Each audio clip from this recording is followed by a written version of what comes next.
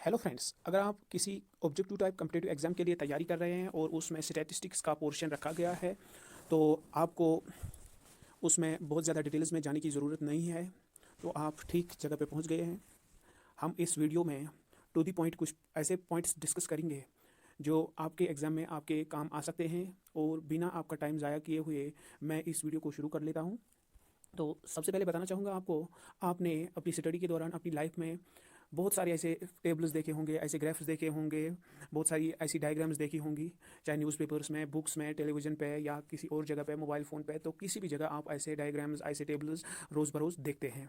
तो इन सब के पीछे, ये सब डाटा कलेक्ट करने के पीछे, ये सब डायग्राम्स कैसे बनती है, तो इन सब के पीछे एक ब्रांच ऑफ साइंस है, एक ब्रांच ऑफ मैथमेटिक्स है, जिसको हम स्टैटिस्टिक्स बोलते हैं, जिसका काम है डाटा कलेक्ट करना और फिर उसको ठीक तरह से क्लासीफाई करना, फिर उसको अच्छी तरह से अरेंज करना और अरेंज करके उसमें से कुछ इन्फ्रेंस निकाल लेना कि क्या हो सकता है, क्या नहीं हो सकता है, इसका मतलब क्या हो सकता है, इसका मतलब क्या नहीं हो सकता है। तो ये सब चीज़ें कौन डील करता है? स्टैटिस्टिक्स के साथ डील करती है ये चीज़ें, और स्टैटिस्टिक्स में ये चीज़ें आती है।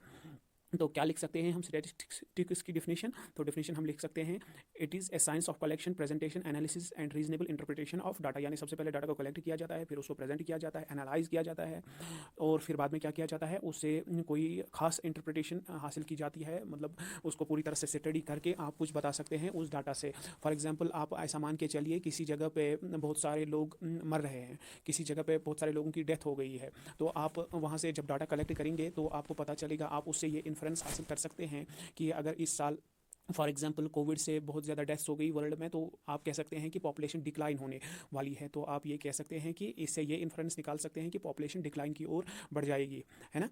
तो इसी को कहते हैं इंटरप्रिटेशन। तो इसी के साथ स्टैटिस्टिक्स डील करती है। तो यहाँ पे क्या है, statistics presents rigorous scientific method for the gaining insight into the data. Statistics को क्या एक ऐसा खास मेथड हमें देती है, बहुत ही ज़बरदस्त मेथड हमें ऐसा देती है कि जिससे हम जो भी डाटा हम कलेक्ट कर लेते हैं तो उसका बिल्कुल मतलब निकाल लेते हैं। मतलब बहुत सारी चीज़ों के लिए उसको इस्तेमाल कर सकते हैं, बहुत सारे फील्ड्स में इस्तेमाल कर सकते हैं डिफरेंट डाटाज़ को, जो हम सोसाइटी के काम आ सके, जो इंस्टीट्यूशंस के काम आ सके, जो सब के काम आ सके, मुल्क की डेवलपमेंट के काम आ सके, मुल्क की तरक्की के काम आ सके, कंपनीज़ की तरक्की के लिए काम आ सके, कंपनीज़ की डेवलपमेंट के लिए काम आ सके, इंडिविजुअल्स के लिए काम आ सके, या इंस्टीट्यूशंस होते हैं उनके लिए काम आ सके। तो दूसरा क्या है, statistics can give an instant overall picture of data based upon graphical presentation or numerical summarization irrespective of number of data points. Besides data summarization, other important tasks of statistics is to make inferences and predict relations and variables. तो यहाँ पे क्या बोलती है statistics हमें graphics की सूरत में हमें डाटा को इंटरप्रेट करके देती है, तो उससे हमें बहुत सारी चीज़ें आसानी से समझ आ जाती है। फॉर एग्जांपल, यहाँ पे ग्राफ हो गया, तो ये क्या डिपिक्ट कर लेता है, यहाँ पे ये डिपिक्ट कर लेता है ये ग्राफ की कुछ चीज़ यहाँ पे डिक्लाइन हो रही है, कुछ चीज़ यहाँ पे डिक्लाइन हो रही है। तो यहाँ पे जो ग्राफ है, यहाँ पे जो ग्राफ है, ये क्या डिपिक्ट कर रहे हैं कि कोई चीज़ इंक्रीज़ हो रही है, कोई चीज़ एब्रप्टली इंक्रीज़ हो रही है। या आप यहाँ पे एक और डाटा हमारे सामने है यहाँ पे, तो ये जो पाई चार्ट है यहाँ पे, तो इससे क्या पता चलता है कि किसी डाटा का फॉर एग्जांपल हम कह सकते हैं, ये अगर एक पॉपुलेशन का ये पाई चार्ट है, पॉपुलेशन का है, तो हम कह सकते हैं कि ये जो है, ये रिप्रोडक्टिव एज वाली पॉपुलेशन है, ये ओल्ड एज पॉपुलेशन है, ये चिल्ड्रन पॉपुलेशन है, ये इन्फेंट पॉपुलेशन है। तो यही हम इससे इन डायग्राम्स की मदद से हम टू दी पॉइंट किसी चीज़ के बारे में जान सकते हैं। एक जो ही हमें नज़र पड़ती है किसी ग्राफ पे, तो एकदम से हमें समझ आ जाता है कि ये क्या डिपिक्ट कर लेता है, इसका मतलब क्या हो गया। तो इसी के साथ यही स्टैटिस्टिक्स हमें बताती है, तो ये हमारा काम बहुत ही ज़्यादा आसान कर देती है। तो चलते हैं अगली स्लाइड पे। तो स्टैटिस्टिक्स का थोड़ा सा बैकग्राउंड जान लेते हैं। यहाँ पे तो कहा जाता है स्टैटिस्टिक्स एक लैटिन वर्ड से निकला है, जिसका जो लैटिन वर्ड है स्टेटस, और उसका मतलब है पॉलिटिकल स्टेट। कुछ लोग कहते हैं ये इटालियन वर्ड स्टैटिस्टा से निकला है, कुछ लोग कहते हैं ये स्टैटिस्टा से निकला है जो कि एक इटालियन वर्ड है, कुछ लोग कहते हैं ये स्टैटस से निकला है जो एक लैटिन वर्ड है, और कुछ कहते हैं कि ये एक फ्रेंच वर्ड है। फ्रेंच वर्ड कौन सा है? स्टैटिस्टिक। तो कुछ लोग कहते हैं ये स्टैटिस्टिक है एक जर्मन वर्ड, तो उसी से निकला है। चलिए, जिससे भी निकला है उससे निकला है। तो इन सब का ये सब किसकी ओर इशारा कर रहे हैं? ये सब इशारा कर रहे हैं एक पॉलिटिकल स्टेट की ओर, एक पॉलिटिकल स्टेट्समैन की ओर इशारा कर रहे हैं। पिछले ज़माने में, पुराने ज़माने में बादशाह लोग, किंग या कोई भी रूलर जो भी होता था, वो इस डाटा को यूज़ कर लेता था। स्टैटिस्टिक जो डाटा उसके पास होता था, तो उसको यूज़ करने की कोशिश करता था कि जंग के मामले में अगर किसी के साथ जंग हो जाए तो वहाँ की पॉपुलेशन काउंट कर लेता है। पॉपुलेशन को क्या हो गया, वहाँ पर डिक्लाइन हो गई, ज़्यादा हो गई, कम हो गई, क्या हो गया वहाँ पे पॉपुलेशन को, या किस मुल्क की फ़ौज कितनी है। तो इन चीज़ों के बारे में ये पॉलिटिकल लोग इस डाटा को इस्तेमाल कर लेते थे। तो इसका रिकॉर्ड बहुत पुराने ज़माने से रखा गया है। तो स्टैटिस्टिक्स एक नई सब्जेक्ट नहीं है, ये एक पुराना सब्जेक्ट है और ये पिछले ज़माने से चला आ रहा है, ये स्टैटिस्टिक्स का जो सब्जेक्ट है। यहाँ पे जो की पॉइंट्स हैं जो याद रखने के लायक है, जो आपको याद रखने चाहिए, आपके एग्जाम में आपके काम आ सकते हैं। तो यहाँ पे क्या है, फादर ऑफ स्टैटिस्टिक्स किसको कहा जाता है? और रोनाल्ड फिशर को कहा जाता है फादर ऑफ स्टैटिस्टिक्स। इसको कहा जाता है फादर ऑफ स्टैटिस्टिक्स। और दूसरा क्या है, फादर ऑफ मॉडर्न स्टैटिस्टिक्स अगर आपको कहा जाएगा कौन है, वो है Karl Pearson father of modern statistics अगर आपको कहा जाए तो वो है कार्ल पियर्सन। कुछ लोग कार्ल पियर्सन को भी मानते हैं फादर ऑफ स्टैटिस्टिक्स, लेकिन अगर आपको स्पेसिफिक आ जाए फादर ऑफ स्टैटिस्टिक्स तो वहाँ पे रोनाल्ड फिशर का ऑप्शन है, तो आप रोनाल्ड फिशर को टिक कर लीजिए। फिर अगर मॉडर्न स्टैटिस्टिक्स के बारे में आ जाए तो कार्ल पियर्सन को टिक कर देना। फाउंडर ऑफ स्टैटिस्टिक्स और वाइटल स्टैटिस्टिक्स किसके साथ डील करती है? पॉपुलेशन स्टडी के बारे में, population death, mortality, fertility rate वगैरह। तो इसका फादर किसको कहा, फाउंडर किसको कहा जाता है? जॉन ग्रांट या विलियम पेटी को कहा जाता है founder of vital statistics. Father of statistics in India किसको कहा जाता है? Prasanta Chandra Mahalanobis father of statistics in India कहलाए जाते हैं। उनका बहुत ही बड़ा कंट्रीब्यूशन है। और जो सेकंड 5 ईयर प्लान था इंडिया में अबाउट दी इंडस्ट्रियलाइजेशन, जिसका मेन फोकस था, तो उसमें ये जो मेन पर्सन थे उसमें प्रसन्नता चंद्रा या पीसी महानोलोबिस आप कह सकते हैं, तो इनका मेन कंट्रीब्यूशन था उसमें। तो इन्हीं को माना जाता है father of statistics in India. और इसी के बर्थडे पे मनाया जाता है day statistics day in India. और वो कौन सा डे है? 29 ऑफ जून मनाया जाता है स्टैटिस्टिक्स डे इन इंडिया। 29 जून आप याद रखिएगा, अगर कभी आ सकता है आपके काम। तो वर्ल्ड में कौन सा डे मनाया जाता है? वर्ल्ड डे ऑफ स्टैटिस्टिक्स तो है 20 अक्टूबर को मनाया जाता है वर्ल्ड स्टैटिस्टिक्स डे मनाया जाता है 20 अक्टूबर को, तो आप याद रखिए। और इंडिया में मनाया जाता है 29 ऑफ जून को national statistics day. Mother of statistics अगर कभी आ जाए तो फ्लोरेंस नाइटिंगेल लिख देना। यहाँ पे हमने बात की डाटा के बारे में, बहुत सारी बातें की। तो स्टैटिस्टिक्स हमने पहले ही बताया कि science of collecting, organising, analysing and interpreting data in order to make certain decisions. तो डाटा के बारे में हमने बात की। डाटा क्या होता है देखेंगे। डाटा क्या होता है? Data consist of information coming from observations, counts, measurements और रेस्पॉन्सेज। तो डाटा कहाँ से आ जाता है? डाटा हम ऑब्जर्वेशन करते हैं, किसी जगह किसी चीज़ की ऑब्जर्वेशन कर लेते हैं। फॉर एग्जांपल अगर लेबॉर्ट्री में एक्सपेरिमेंट किया जाता है तो वहाँ पे ऑब्जर्वेशन ली जाती है, नोटबुक पे रिकॉर्ड की जाती है, या किसी जगह पे कोई और चीज़ ऑब्जर्व कर लेते हैं। For example traffic movement observe की जाती है, कितनी गाड़ियाँ पास हो गई, या वेदर को ऑब्जर्व किया जाता है। तो बहुत सारी चीज़ों को ऑब्जर्व किया जाता है। काउंट कर लेते हैं, नंबर ऑफ पर्सन कितने एंटर हो गए किसी जगह, number of person per day कितने एंटर हो रहे हैं, तो उसको भी हम डाटा कहेंगे। या मेजरमेंट करेंगे, किसी चीज़ का मेजरमेंट हम करेंगे। For example average height of trees की हाइट, एक स्पीशीज़ ऑफ ट्रीज़ है उसकी हाइट देखेंगे, सभी ट्रीज़ की हाइट देखेंगे, फिर बता सकते हैं हम एवरेज हाइट क्या है। या किसी पॉपुलेशन में जाएंगे, किसी इलाके में, कम्युनिटी में जाएंगे, वहाँ पे लोगों की हाइट देखेंगे और बाद में हम ये कह सकते हैं कि average height of humans in this area कितनी है। या average height of students in class, किसी क्लास में आप ले सकते हैं, एवरेज हाइट ऑफ स्टूडेंट्स ले सकते हैं। तो इसी को ये भी डाटा हो गया। या रेस्पॉन्सेज जो हमें मिलते हैं किसी जगह से, तो इन सब को हम डाटा में शुमार कर सकते हैं। ये सब डाटा में शामिल हो जाता है। जो भी इंफॉर्मेशन हमें मिल जाती है किसी सोर्स से, तो उसको हम डाटा कहते हैं। अब डाटा की भी टाइप्स होती है, डाटा एक ही टाइप का नहीं होता है। तो डाटा क्या हो सकता है? डाटा के दो टाइप्स मेनली हो सकते हैं, एक होता है क्वालिटेटिव डाटा और दूसरा होता है क्वांटिटेटिव डाटा। क्वालिटेटिव डाटा कौन सा हो गया? कंसिस्ट ऑफ एट्रीब्यूट्स, लेबल्स और नॉन न्यूमेरिकल एंट्रीज। मतलब इसमें वो चीज़ें आ जाती है जिनका आप काउंट नहीं कर सकते हैं, जिनका आप न्यूमेरिकल वैल्यू नहीं दे सकते हैं। फॉर एग्जाम्पल एक बंदा बहुत चालाक है, आप इसको 1 से 10 तक या 1 से 100 तक कोई वैल्यू नहीं दे सकते हैं ना, तो इसका कोई वैल्यू नहीं हो सकता। इसलिए ये जो हो गया डाटा, ये क्वालिटेटिव डाटा हो गया। या एक बंदा हम कह सकते हैं she is very beautiful, but आप ये नहीं कह सकते हैं she is 10 unit is beautiful. No, इसका कोई यूनिट नहीं है, ये एक क्वालिटेटिव चीज़ है।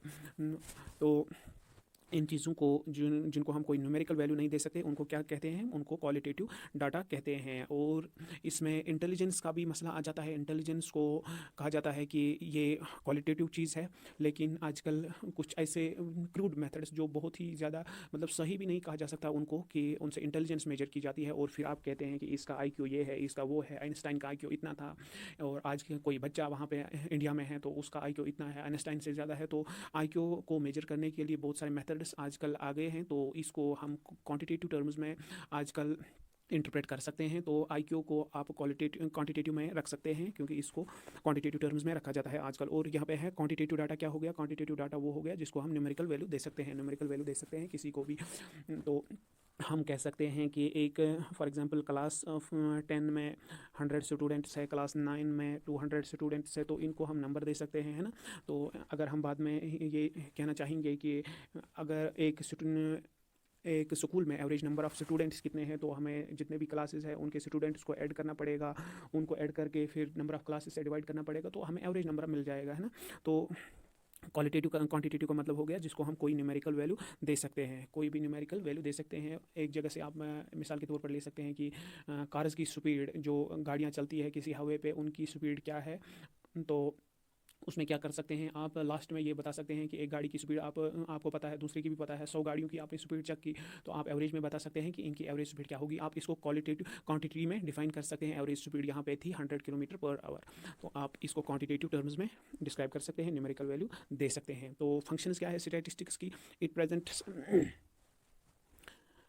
फंक्शंस हम यहाँ पे डिस्कस करेंगे अबाउट द स्टैटिस्टिक्स की क्या क्या फंक्शंस है। It presents facts in different form, तो जो भी फैक्ट्स या फिगर्स हमारे सामने हैं, तो उनको एक जो भी दुनिया में प्रेजेंट है, जिनके साथ ये ये डील करती है, तो उनको एक डिफिनिट फॉर्म में हमारे सामने लाती है, जो हमें इंटरप्रेट करने में आसानी हो जाती है, जिसको समझने में आसानी हो जाती है। यही काम स्टैटिस्टिक्स का है। It simplifies mass of figures, जो भी मतलब फिगर्स हमारे सामने हैं। हाँ, आपने देखा होगा कि हमारे सामने एक टेबल था अभी, तो इसमें हमने देखा बहुत ही ज़्यादा ये फिगर्स वगैरह दिए गए थे। तो स्टैटिस्टिक्स से आप यहाँ पे देख सकते हैं टेबल है, तो इससे क्या पता चलता है, इससे ये पता चलता है कि ये जो स्टैटिस्टिक्स है, तो ये जो मास ऑफ फिगर्स है, जो भी रॉ डाटा है उसको अरेंज कर लेती है, उसको सिंपलीफाई कर लेती है, ताकि हमें समझने में आसानी हो जाए, ये किसी काम का आ जाए, लोगों को, सोसाइटी को, इंस्टीट्यूशंस को काम आ जाए। इट फैसिलिटेट्स कंपेरिजन, तो ये डाटा जब हमारे पास हो जाता है होता है, तो उससे हम कंपेरिजन कर सकते हैं कि किस जगह पे क्या होना चाहिए, किस जगह पे क्या होना नहीं चाहिए, कौन सी चीज़ करनी चाहिए, कौन सी चीज़ नहीं करनी चाहिए, तो हम कंपेयर कर सकते हैं। अगर हमारे पास डाटा है, फॉर एग्जांपल आप ले सकते हैं, आपके पास डिफरेंट गाड़ियों का डाटा है, और आप उस डाटा से ये इंटरप्रेट कर सकते हैं कि उनका फ्यूल कंजप्शन क्या है, उनका जो एफिशिएंसी क्या है, उनकी जो एनवायरनमेंट के रिलेटेड वो एनवायरमेंटल फ्रेंडली है या नहीं है। तो उसके हिसाब से, अपने हिसाब से जो भी आपको फिर मन करेगा, तो उस किस्म की गाड़ी आप खरीद सकते हैं। तो आपको कंपेरिजन करने में आसानी हो जाती है जब आपके सामने ये स्टैटिस्टिकल डाटा होता है। It helps in formulating and testing hypothesis, तो जो भी हाइपोथेसिस वगैरह दी जाती हैं, जो भी टेस्ट कंडक्ट किए जाते हैं, फॉर एग्जांपल कोविड के रिलेटेड जो वैक्सीन आया है, तो उसका जो ट्रायल्स की गई ह्यूमन्स पे या पहले डिफरेंट एनिमल्स पे उसकी ट्रायल्स की गई, तो उसको उस टेस्टिंग में जो भी डाटा फॉर एग्जांपल कलेक्ट कर लिया गया, बाद में कितने जानवरों पे इसको इस्तेमाल किया गया, और इसका जो इफ़ेक्टिव रेशियो था वो कितना था, और डोजेस कितने चाहिए, तो इन चीज़ों को मतलब समझने में ये आसानी कर देता है। ये स्टैटिस्टिक्स इसी के काम आ जाता है। इट हेल्प्स इन प्रिडिक्शन, तो इससे हम प्रिडिक्ट भी बहुत सारी चीज़ें कर सकते हैं। अगर किसी जगह पे, जैसे मैंने पहले भी कहा है कि अगर नंबर ऑफ़ डेथ ज़्यादा हो रही है, तो हमारे पास जो डाटा आ जाएगा, हम डाटा से पता चलेगा कि डेथ बहुत ज़्यादा हो रही है, तो हम ये प्रिडिक्ट कर सकते हैं बाद में उस डाटा से कि इसका जो पॉपुलेशन है इस एरिया की डिक्रीज़ होने वाली है। तो इस तरह से ये स्टैटिस्टिक्स की फंक्शंस हो गई। तो यहाँ पे स्टैटिस्टिक्स की कुछ लिमिटेशंस भी है, इनको डिस्कस कर लेते हैं। Statistics does not take care of the qualitative data जो भी होता है, तो उसके बारे में स्टैटिस्टिक्स ज़्यादा मतलब ख्याल नहीं रख पाती है, ज़्यादा इफेक्टिव नहीं है। जो भी क्वालिटेटिव डाटा है, स्टैटिस्टिक्स का जो ताल्लुक है वो मेनली होता है किसके साथ, क्वांटिटेटिव डाटा के साथ, न्यूमेरिकल वैल्यूज़ के साथ इसका वास्ता होता है। तो क्वालिटेटिव डाटा के साथ ये अच्छी तरह से डील नहीं करती है, और अगर किसी जगह पर करती भी है तो बहुत ही कम। Statistics can not read entire background, तो यहाँ पे मतलब किसी भी चीज़ का, अगर किसी भी कोई भी इन्फॉर्मेशन आप कलेक्ट कर लेते हैं, तो वो 100% ठीक नहीं होती है, जो भी इन्फॉर्मेशन कलेक्ट की जाती है। तो क्योंकि ये डिपेंड करती है बहुत सारी चीज़ों पे, तो उन सब चीज़ों को परफेक्ट कर लेना बहुत ही डिफ़िकल्ट है। आप देख सकते हैं कि सेंसस के दौरान, सेंसस में भी डाटा कलेक्ट किया जाता है, और बाद में आप देखते हैं कि बहुत सारी खामियां होती है उसमें। कुछ लोगों के नाम ही नहीं होते हैं, कुछ लोगों की एज में बहुत ज़्यादा वेरिएशन हो जाती है। जो सेंसस कलेक्ट करने वाला होता है, अपनी सहूलियत के लिए वो क्या कर लेता है कि खुद लिखता है, खुद बहुत सारी चीज़ें मतलब किसी को देख के ही बता लेता है कि इसकी एज 30 हो सकती है, इसकी एज 40 हो सकती है, बिना उसे पूछे। तो इससे क्या हो जाता है, बहुत ज़्यादा एरर आ जाता है। तो इससे क्या पता चलता है कि ये जो डाटा है बहुत ही मतलब 100% एक्यूरेट नहीं होता है। तो फिर जब ये स्टैटिस्टिकल जो एनालिसिस होगी वो भी ठीक नहीं होगी। It can not be precise और एक्यूरेट, 100% एक्यूरेट नहीं हो सकता, जैसा हमने डिस्कस किया। It is liable to be misuse if a person is not expert in statistics, मतलब अगर किसी बंदे को स्टैटिस्टिक्स का नॉलेज नहीं है, उसको इस बात की मतलब ये जो डाटा आया है उसको समझने की जानकारी नहीं है, तो इससे क्या हो सकता है, इससे मिसयूज़ हो सकता है डाटा का। अब यहाँ पे हमारे सामने ब्रांचेस ऑफ स्टैटिस्टिक्स है। टू टाइप्स ऑफ स्टैटिस्टिक्स हमारे पास है, एक हो गया डिस्क्रिप्टिव स्टैटिस्टिक्स और दूसरा हो गया इन्फरेंशियल स्टैटिस्टिक्स। सिंपल टर्म्स में आप ये समझ सकते हैं, जो डिस्क्रिप्टिव स्टैटिस्टिक्स होती है इसमें जो डाटा होता है, जो कलेक्टेड डाटा होता है, तो उसको स्टडी किया जाता है, उसको एनालाइज किया जाता है।